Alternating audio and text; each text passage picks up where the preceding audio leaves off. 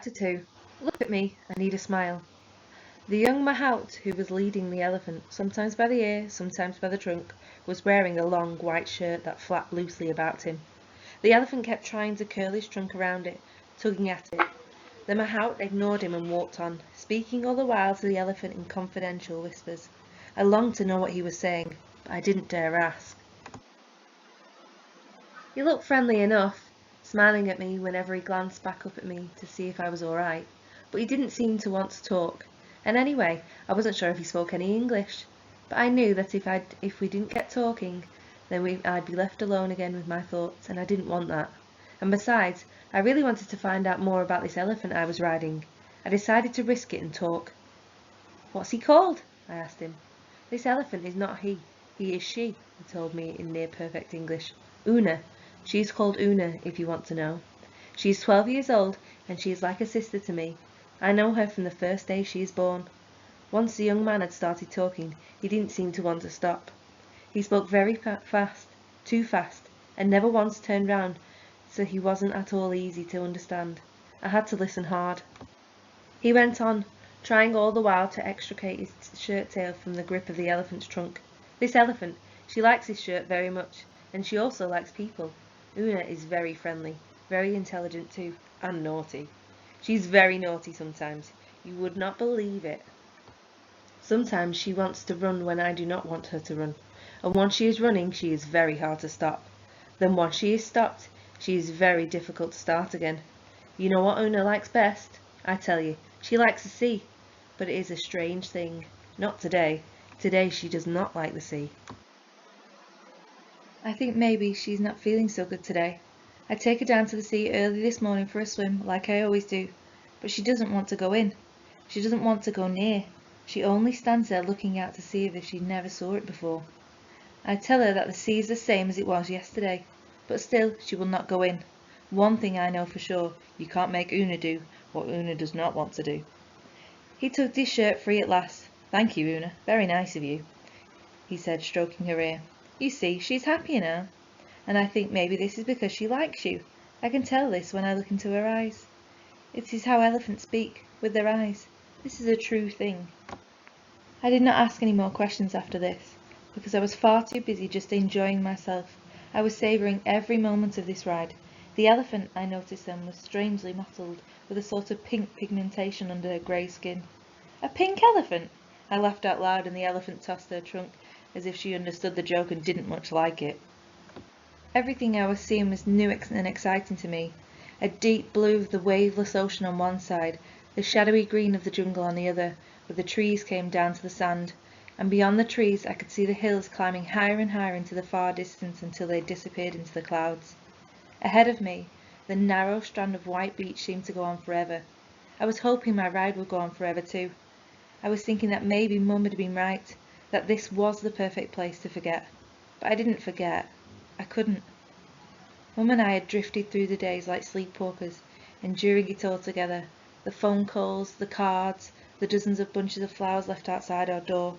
The television news kept showing the same photograph of Dad, always in his uniform, never as he was at home. Then there was the silent drive to the airport with Grandpa and Grandma in the front. Beside me in the back seat, Mum looked steadfastly out the window all the way, but she did squeeze my hand from time to time to reassure me, and I would do the same in return. It became a secret sign between us, a kind of confidential code. One squeeze meant, "I'm here, we'll get through this together." Two meant, "Look at me, I need a smile." Out on the tarmac of the windswept airfield, we stood and watched the plane land and taxied to a standstill. A piper was playing as a flag-covered coffin was borne out of the inside of the plane, slowly, slowly, by soldiers from Dad's regiment. After, there were more long days of silent sadness, with Grandma and Grandpa still staying on in the house and doing everything for us. Grandma cooking meals we didn't want to eat, Grandpa out in the garden trimming the hedges, mowing the lawn, weeding the flower beds, Grandma busying herself endlessly round the house, cleaning, tidying, polishing, ironing. There were telephone calls to answer, and the doorbell too. A lot of calls had to be kept at bay. Grandpa did that. There was the shopping to do as well. He did that too. Sometimes we did it together, and I liked that. It got me out of the house. For the funeral, people lined the streets and the church was packed. A piper played a lament over the graveside in the rain, and soldiers fired a volley into the air. The echo seemed to go on forever. Afterwards, as they walked away, I saw that everyone was holding on to their hats in the wind, except for the soldiers, whose berets seemed to stay on somehow, and I wondered how they did that. Whenever I looked up, I found people were staring at me. Were they looking to see if I was crying? Well, I wouldn't, not so long as Mum was there beside me, squeezing my hand, once, twice. At the gathering of family and friends in the house afterwards, everyone seemed to be speaking in hushed voices over their teacups. I was longing for it to be over. I wanted them all to go. I wanted only to be left alone in the house with Mum. Grandpa and Grandma were the last to go.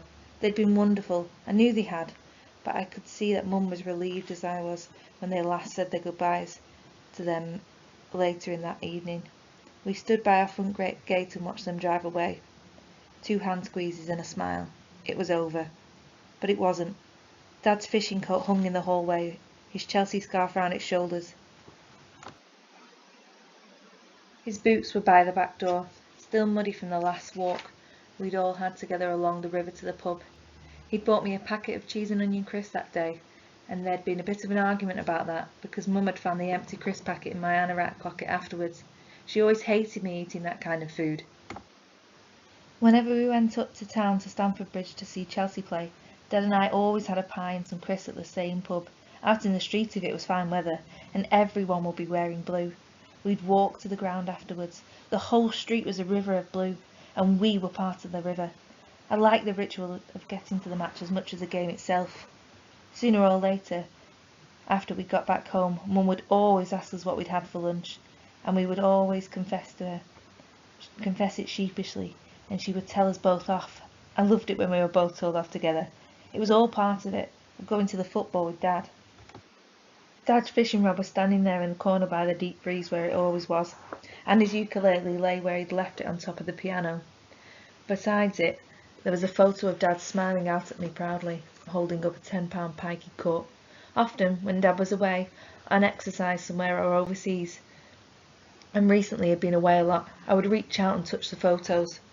Sometimes, when I was quite sure no one else was around, I'd even talk to him and tell him my troubles.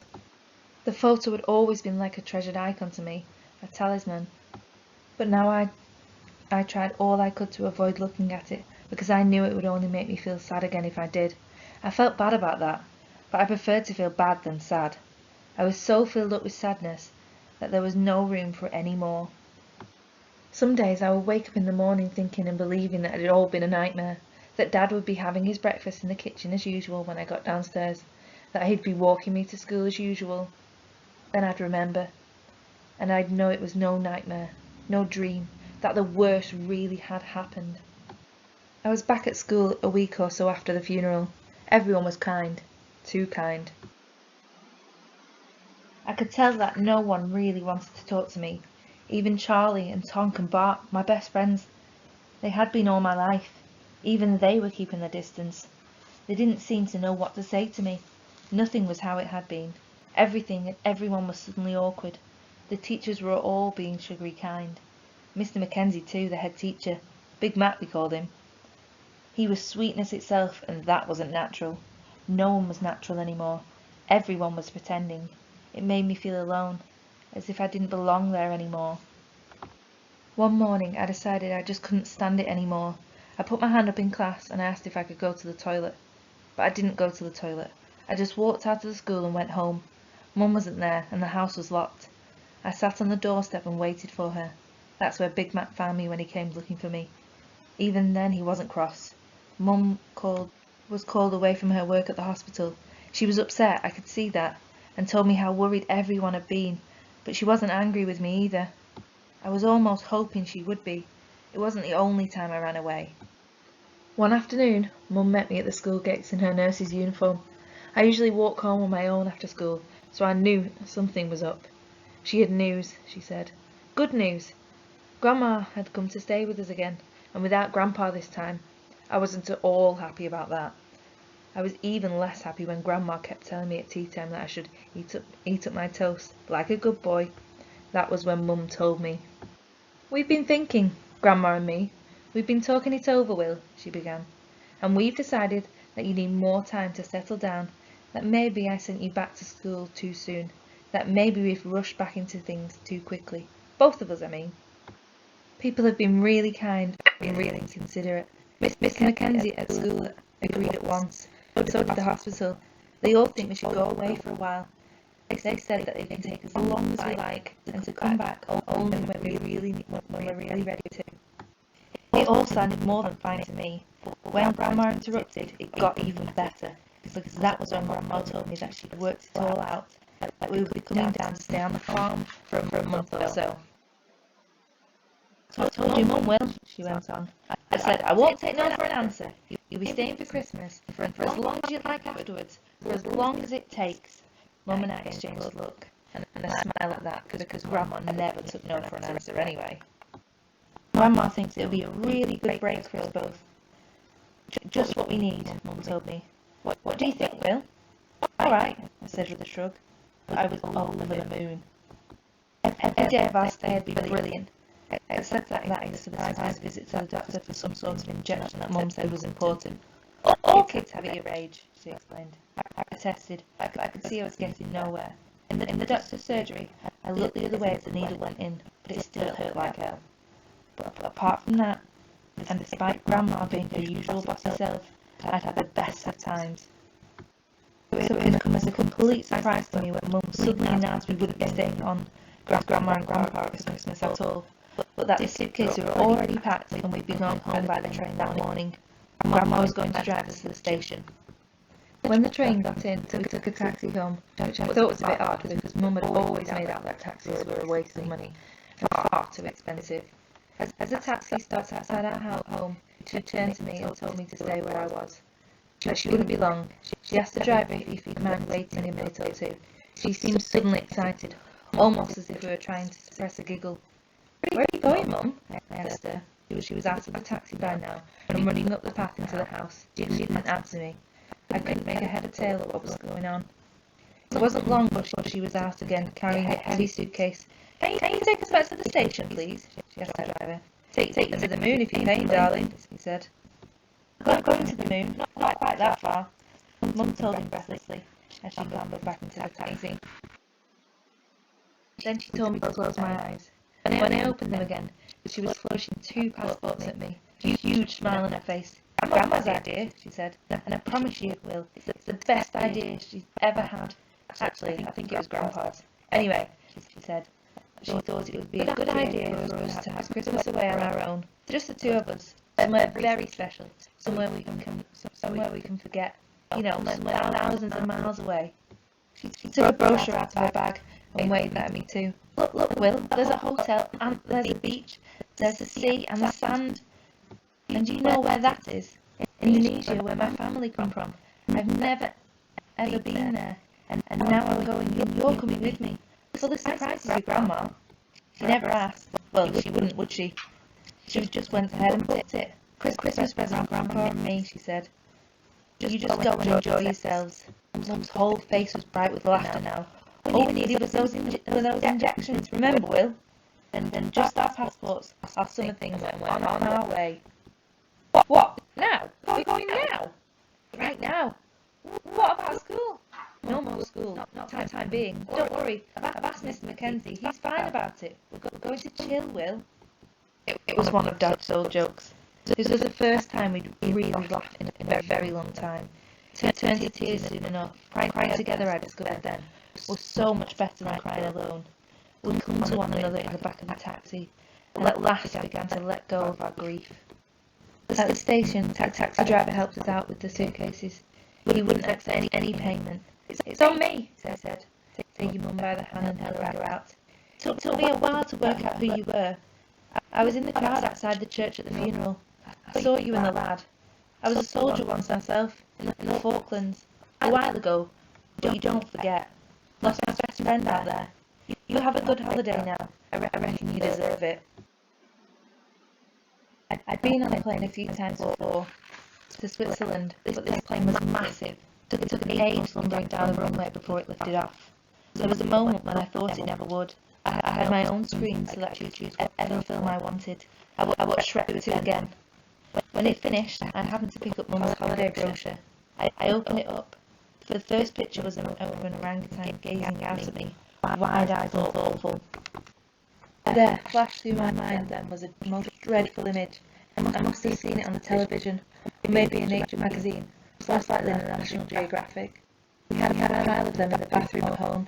It was a photograph of a terrified young orangutan clinging pathetically to the top of a charred tree, the forest all around burnt to the ground.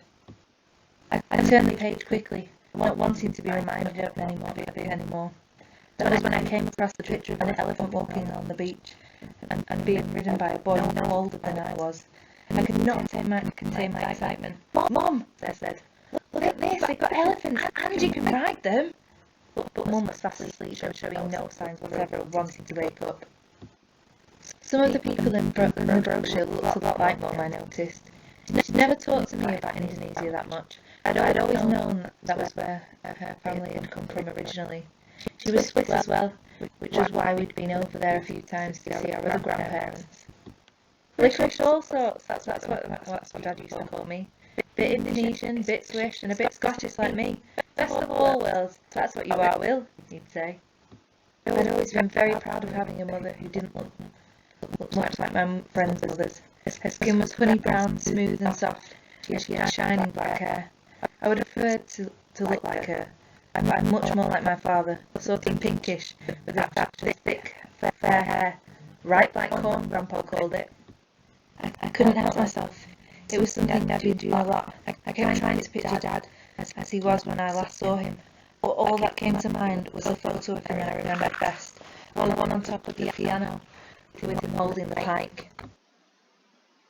I knew that a memory of a photo isn't a real memory at all. I promised myself again that I would think about Dad more often, however much it hurt me. How else could I keep in touch with him? I wanted to see his smile again, to hear how his voice sounded. Remembering him was the only way. It worried me that if I didn't remember him often, then maybe one day I'd forget him altogether. I needed to remember, but then it troubled me when I did. Which was troubling me now, which is why I turned my attention to the holiday brochure. Every page there seemed to be more elephants. Elephants, I decided, were quite definitely supreme. And then now here, I was actually riding one along the beach. I couldn't believe it. I wished then I had Mum's mobile phone on me. I longed to ring Grandpa and tell him what I was doing. I said out loud the first words that came to my head. "You're not going to believe this, Grandpa." I held my arms high, lifted my face towards the sun and whooped with joy. Then my heart turned round and laughed aloud with me. I think I've loved elephants even since I was little, probably ever since my first Baa book. Best of all, I loved the story of the elephant child, whose nose had been tugged and tugged until it was stretched into a proper trunk by a crocodile, down by a great green seedling over the river, all set about with the fever trees. Grandpa had read it to me so often at bedtime that I knew it by heart. Ever since then, I've always done any natural history program, just so long as there were elephants in it. And now, I was in one, on one, and it was my own program. I would again punch in the air, high above me, probably about 35,000 feet, I thought, flew a silly dart of a plane, his face trail long and straight. I was up there, I told him out. He didn't seem to be listening. He was looking at the sea. He seemed distracted by something, so I told him instead. I was up there with Mum, I told her, in a plane just like that one, and there was an elephant just like you in the brochure. Maybe it was you. I remember how in the aeroplane when Mum was, she leaned over me, brushing my hair away from my eyes. I should have cut your hair, Grandma, she said. I'll do it when we get to the hotel. It's too long, it'll look right like a muffin. Mum, I told her, fixing her with my most determined look. When we get there, I'm not going to waste time with having you do your hair, am I? You know what I'm going to do? I'm going to go for a ride on an elephant. I showed her the brochure. Look at that! Are they safe? Of course they are, Mum. Can I? We'll see, she said. I expect it'll be a bit expensive. We'll have to watch our pennies, you know. The hotel was right on the beach, and just as beautiful as it was in the brochure. There was an elephant too, who was told that sometimes gave hour-long rides all the way down the beach and back. Every day I looked at this elephant, but to much to my disappointment, he was never there. There were conversations enough though. We spent an entire week messing around at the beach, swimming and snorkeling. It was a week filled with endless sun and fun, all in all the very best kind of forgetting. Then, on Christmas Day, Mum told me I wasn't getting a Christmas present this year. I was going to have an elephant ride instead. She'd arranged the whole thing for the next day, for Boxing Day. So that's how come, on Boxing Day, I found myself sitting there, high up on an elephant, on a kind of cushioned throne. Mum said she thought it was called a howdah, or something that sounded like that anyway. There was a wooden rail all around to hold on to, but when the elephant set off, the ride was so smooth that I found I didn't need to hold on at all. I rode along the beach on my throne, looking down on the world around me. I felt like a king up there, or an emperor maybe, or a sultan, except that Mum did rather spoil the illusion by trotting alongside taking photos of me on her phone to send home to Grandma and Grandpa. I acted up for the camera, waving at it regally. "Hi, Grandpa! Hi, Grandma! King Will here! What do you think of my new tractor then, Grandpa?" I shouted all sorts of nonsense. This was better than I had ever imagined. I felt on top of the world. "Happy up there, Your Majesty," Mum said, beaming up at me. "It's all right, I suppose," I told her. "Mind you keep your hat on, Will, and your shirt. Don't want you getting sunstroke or sunburn, do we?" She went on and on and on. "And you've got the sun cream and that bottle of water I gave you, haven't you? It's hot and it'll get hotter." "Yes, Mum, I'll be all right, Mum." I was trying to make light of my irritation. "I'll be fine, honest, Mum. See you when I get back." "Don't fall off," she called after me. "Hang on tight, it's a long way down. You will be all right up there, won't you?" I didn't like her fussing over me, and especially not in front of the mahout. I waved her goodbye, waving her away at the same time. "Don't worry, Mum," I told her. "You go and have a swim. It's brill, Mum, just brill." And it was true. I never had a ride as brilliant as this, nor as easy as this, nor as high as this. I remember the donkey at the beach at Weston-super-Mare with its jerky little steps, and Minky the Haflinger horse I'd ridden once in Garda in Switzerland, who used to break into a sudden trot whenever she felt like it, who bumped me up and down in the saddle so hard I couldn't sit down afterwards. This elephant was slow, gentle, dignified. Whatever this elephant had for shock absorbers were fantastic. All I could do was move with her, sway with her rhythm, and that was easy as pie. It felt almost as if I was afloat. Riding an elephant seemed as natural as breathing to me. I'd been so wrapped up in my own thoughts, so enthralled by the elephant, that by everything around me, that only now did I think of Mum. I swiveled around in my howdah to look for her. I could see there were dozens of swimmers in the sea just below the hotel. I tried to spot her red bikini, or the light blue sarong that Dad had given to her, but we'd gone a long way away from them by now. I couldn't pick her out from among the others. The sea was so still now. It seemed almost unreal. It seemed to me as if it was breathing in, then holding its breath, waiting for something to happen, something fearful. It made me feel suddenly anxious too, which is why I kept turning around now, looking for Mum. Ripped by a rising panic. I didn't know why, but all I wanted to do was go back. I wanted to be with her. I had to be sure she was safe. That was the moment Una stopped, without any warning at all. She was looking out to the sea, her whole body tense. She was breathing hard, short, sharp breaths. Then she lifted her trunk and began trumpeting at the sea, tossing her head as if it was something out there, something that terrified her. The mahout was trying to calm her, but she was paying him no attention. I looked out to sea then, and noticed that the horizon had changed. It looked as if the white line had been drawn across it, separating sea from sky. As I watched, I could see that the line was moving ever closer towards us, that the sea was being sucked away, leaving hundreds of fish floundering on the sand. Una swung round, and before the mahout could stop her, she was running towards the trees.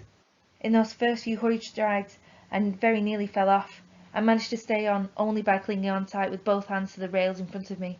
I held on for dear life as Una stampeded up the beach and into the shadows of the jungle.